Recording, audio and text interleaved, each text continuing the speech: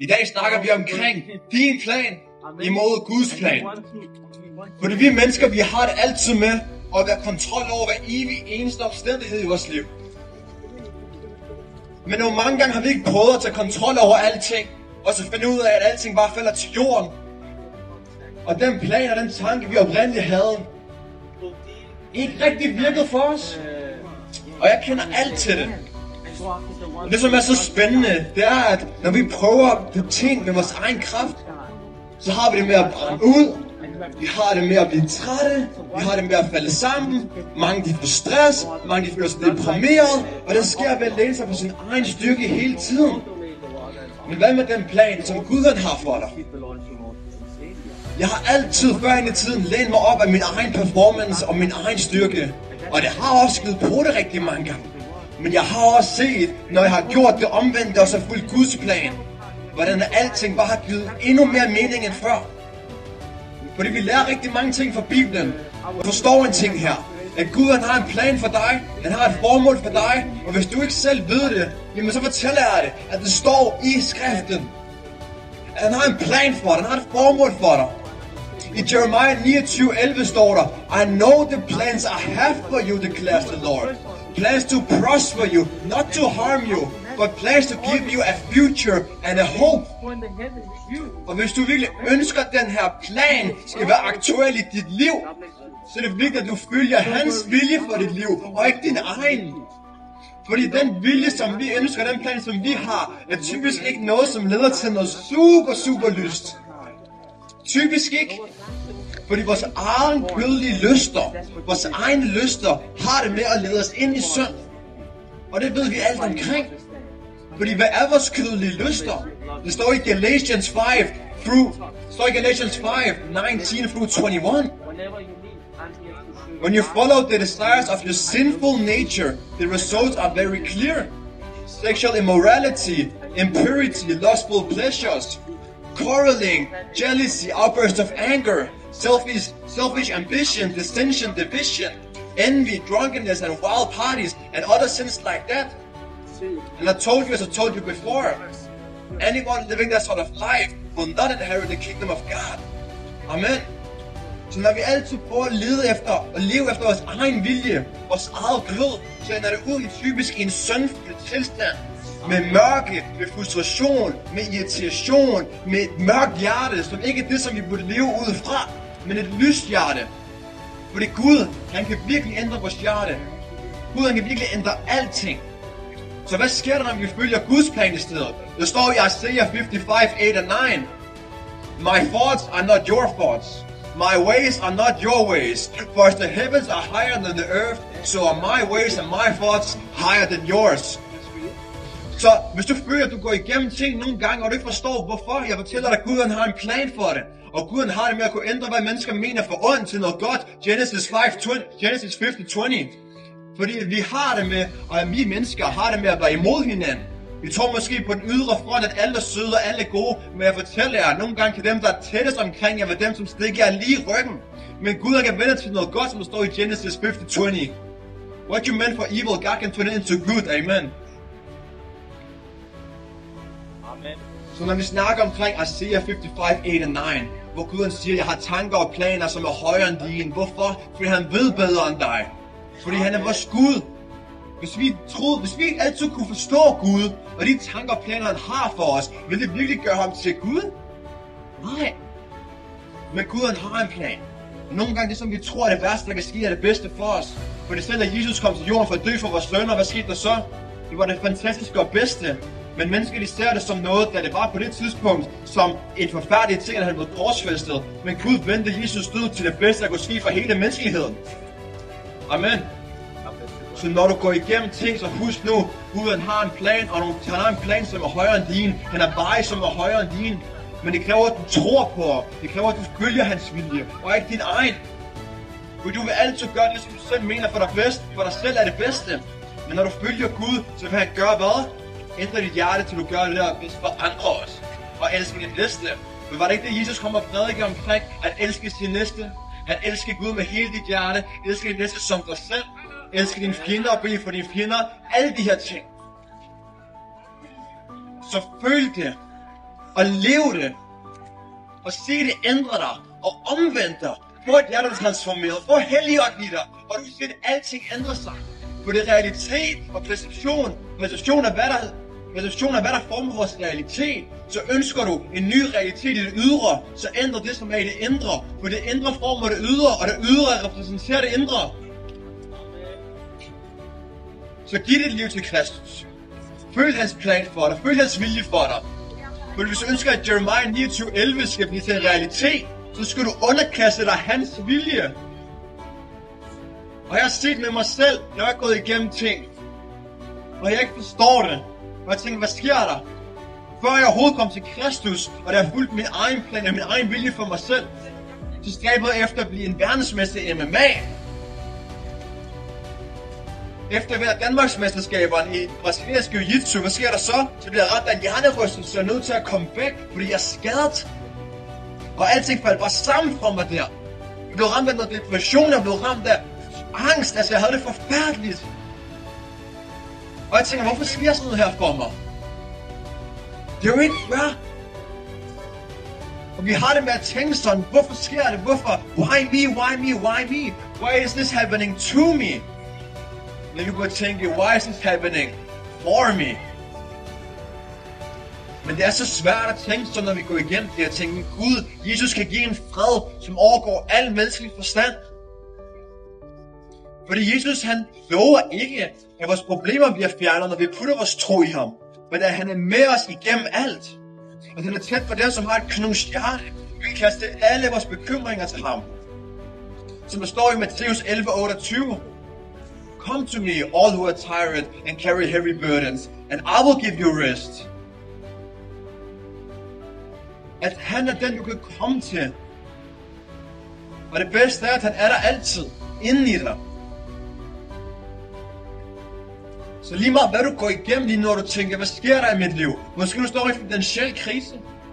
Måske du står med et problem med din partner, eller din familie, med dine børn, og du tænker, hvad skal jeg stille op? Alting er bare forfærdeligt. Så bare vid, at Jesus kan du altid komme til. Og han er villig til at efterlade de 99 for at finde en, som blev ledt væk. Som gik på afveje. Og måske er det dig. Og måske du står i en situation, hvor du tænker, at du er for langt væk fra Jesus nu. Og du har gjort alt for dumme ting. Du har været alt for synden, men jeg fortæller dig, han har uendelig noget, og han elsker dig så meget. I går havde jeg en meget intensiv bønsession udenfor at gå på en græsmark, og der var sne, og jeg faldt på knæ flere gange. Fordi at jeg bare græd af glæde. Fordi vi har en Gud, som har så meget noget og så meget kærlighed til os, og vil give den til os. Og har åbne arme og vil altid velkomme os. Og fortæller os, at vi ikke er for langt væk. Men spørgsmålet er, om tager vi imod den gave, som man har. Fordi han har betalt en gæld for os, jo aldrig nogensinde selv kunne betale. Men tager du imod den? Og jeg fortæller dig fra egen erfaring, at alting vil ændre sig. Alting. Fordi jeg plejede at have så meget mørke i hjertet. Jeg plejede at være så fuld af bitterhed. Jeg plejede at være så vred og irriteret. Jeg plejede at brokke mig så meget, så undrer mig selv. Men nu efter at have puttet min tro i Kristus, skal jeg se, at alting har ændret sig. Den kærlighed, jeg har for mennesker. Prøv at se, jeg står her på rådspladsen, og mange tænker, wow, this guy is crazy. Og det vil jeg selv tænke omkring en, der stod her for et par år siden. Men jeg kan ikke lade være med at snakke omkring de gode nyheder for Kristus, og det har ændret hele mit liv så meget. Hele mit hjerte så meget. At jeg er en ny person, som der står i 2 Corinthians 5:17. If anyone is in Christ, he is a new creation. Behold, the old is gone, and the new is here. Amen. Og det er så skønt, at vi bliver korsfæstet med Kristus, og vi putter vores tro i ham. Og vi får Helligånden i os. Galatians 2:20 siger således, my old self has been crucified with Christ, and it's no longer I who live, but Christ who lives in me. Når du virkelig forstår, hvad det vil sige, når du putter din tro i ham, når du siger, at alting ændrer sig, og at det er det helt værd. Og måske er du bange for, hvad folk tænker omkring mig. Og det kan mange tænke. Men nogle gange er man nødt til at tage et leap of faith, fordi det er vi kaldt til. Walk by faith, not by sight. Så når vi går den modsatte vej af Gud, hvad kan der ske? Profeten Jonas, Gud har kaldet ham til at gå over til en by og fortælle dem omkring deres synd. Men Jonas vælger så at gå den anden vej. Og fordi han modsiger, hvad Gud har en plan for ham og vilje for ham, ender han med at blive slugt af en hval og være i en hvals mave i 3 dage. Ikke fordi hvad Gud var ondt. Gud gav ham tid til at reflektere og få ham til at vende sig op. Og endelig efter de 3 dage kom han over på land. Og han gjorde det, som Gud befalede ham. Så vi er nødt til altid at være villige til at gøre det, som er faderens vilje. Selv Jesus, da han vidste, at det var dagen, da det var tid til at skulle til at blive korsfæstet, så sagde han, "Let not my will be done, but yours." Og det var der, hvor vi er nødt til at være så villige til at underkaste os den vilje, som man har. Selv når det føles ukomfortabelt, selv når vi ikke ved, hvad vi skal gøre med det, selv når vi er forvirret. For det kan jo sige, at det er også det, tro handler omkring, om at stole på det, som man ikke kan se, for vi ved, at den, som vi stoler på, er værdig og trofast. Og det er der, hvor den ligger. Så i stedet for at bruge al din lid og tro til dig selv, put det på det, som er større end dig selv, på Kristus, som har en større plan, og som har en bedre plan. Det skal du tro på og stole på. Og det vil kun gå bedre derfra. Igen, at jeg kan stå her lige nu og snakke omkring noget, som brænder så for meget i mig. Det synes jeg er storslået. Ikke fordi jeg selv gør det, fordi at hvis jeg gjorde det for 3, jeg ville aldrig kunne gøre det for 1 år siden. Men det er den transformation, der sker i vores hjerte, når vi putter vores tro i Jesus. Og igen, når vi følger hans vilje og hans plan, så vil han virkelig, som han selv siger igen i Jeremiah 29:11, plan to prosper you and not to harm you, plan to give you a future and a hope. Men du skal underkaste dig hans vilje og lade ham lede dig. Vær hans får, og lad ham være din hyrde. Og det er der, hvor den ligger, så han kan lede dig. Jesus han siger i John 8:12, I am the light of the world. You won't have to walk in darkness because I'm the light that leads to life. Amen. Og derfor, fordi han er lyset, og når vi er i ham, bliver vi også kaldt til at være verdens lys, fra Matthæus kapitel 5, vers 14. You are the light of the world, like a city on a hilltop that cannot be hidden. Amen. Så når du er i Kristus, og du er i ham, bliver du hellig retfærdig, du bliver kærlig, du bliver lys, du bliver alle de gode ting og alle de gode frugter, som der er brug for her i Danmark. Fordi, hey, lad os være ærlige, det er et ret så godt land her. De fleste, de sidder, og jeg forstår ikke det her, men det er Danmark ikke kendt som det lykkeligste land. Jeg husker, at der var en undersøgelse på, at Danmark skulle være det lykkeligste land. Men jeg ser ikke super meget lykke, når jeg er i metroen, og når jeg er i offentligheden. Jeg ser ikke så mange mennesker smile til hinanden, eller snakke til hinanden. Jeg ser ikke de her ting. Så jeg undrer mig bare, hvor kommer den her statistik fra? Hvor kommer den artikel fra? I don't know. Men jeg ved i hvert fald ikke til realitet, når vi har en hel befolkning, som i stedet for går at være kulturkristne, bliver til ægte disciple, som vi kalder til. For disciple bærer frugt, og Jesus disciple bliver mere ligesom Jesus. Amen. Og det er det, som vi ønsker. Fordi Jesus, han var perfekt, og han er perfekt, han er hellig og retfærdig. Han er alt det gode, som menneskeligheden har brug for. Det skal man ikke være et geni til at kunne indse og forstå. Det skal man virkelig ikke. Det skal man virkelig ikke. Hvilket menneske kan komme og prædike omkring, at vi skal elske vores fjender og bede for dem, som er efter os? Det er jo slet ikke menneskelig logik på nogen som helst måde. Det kan kun en med et helt helligt og retfærdigt hjerte snakke omkring. For hvilket og menneske er os? For nogensinde på en på af vores egen styrke at bede for en fjende. At bede for en, der vil ødelægge for vores liv. At bede for en, som sagsøger os og forfølger os. Det vil vi aldrig nogensinde kunne bede for. Men Jesus skal give os den styrke. Og han kan ændre os. Og ændre vores familie. Og ændre vores børn. Og ændre vores liv. Og ændre alting omkring os. Og det som er så skønt. Den bedste måde at sprede evangeliet på er ikke noget at snakke omkring det, men det er at leve det. Du snakker også til alle kristne lige nu, som ser med lige nu her. Lever du evangeliet? Lever du de gode nyheder? Lever du som Jesus han levede? For det vi skal stræbe efter. Og ikke bare kalde os selv for kulturkristne, men virkelig kunne forstå, hey, vi kan til at være disciple og bære frugt og leve helligt, fordi at han er hellig. leve retfærdigt, fordi han er retfærdig, og bære frugt og sprede det her lys, som vi er kaldt til at være, og kaldt til at sprede. Det er det, der er brug for i den her verden.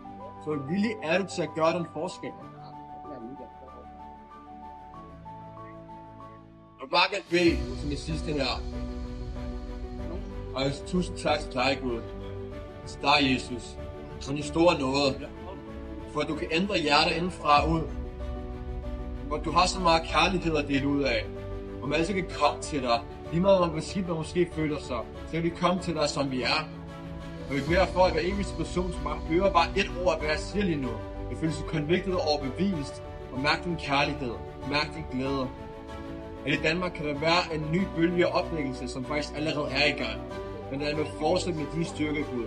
Du vil blive ved med at lade din styrke og din kærlighed og din nåde bare sprede igennem Danmark. Så kan vi blive til et land, som er fyldt af glæde og håb og kærlighed.